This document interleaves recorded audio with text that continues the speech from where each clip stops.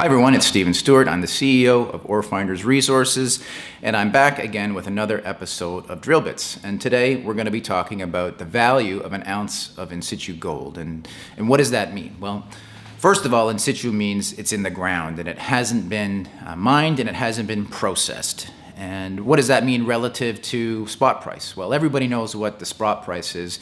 You see that on the internet, you see that in the news every morning. In fact, today, the price of an ounce of gold to be sold on the London Metals Exchange at 4 nines, which means 99.99% purity, is $1,250 US. That's what everybody is very comfortable with and understanding. But when you come to in situ valuations, it's very, very different. And in situ valuation is what you're going to see when you look at a 43-101 resource calculation or any one of the PEAs, pre-feasibilities, feasibilities. These are ounces that have not been mined, have not been processed. You have to calculate how much is it going to cost for me to extract this ounce and ultimately sell it to the London Metals Exchange. So in situ ounces, no 2 ounces are created equal. They're sort of like snowflakes.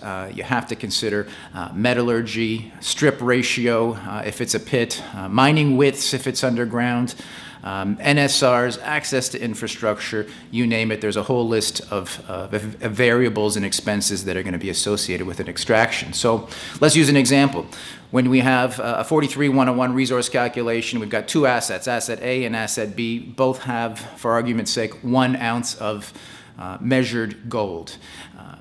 The first asset, asset A, has let's say a low grade. It's under a gram, but it's close to surface. It's right at surface. The metallurgy is excellent. The recoveries are excellent. You've got access to infrastructure on site, and there's no NSRs. And then you've got the second asset, asset B. Maybe it's super high grade. Maybe it's even half an ounce, which is about 14, 15 grams per ton. But it just happens to be 1.5 miles underground. It's got refractory ore, meaning the gold is very difficult to extract from the waste rock, and maybe there's a 5% NSR on it, and it's in Nunavut. So from a 43-101 perspective, it's still treated as an ounce of measured gold. But when it comes to the economics, and it's always all about the economics, the ounce in asset A is worth significantly more. And so the reason I raised this and doing this video is because Orefinders is coming out with its new 43-101 resource calculation and PEA.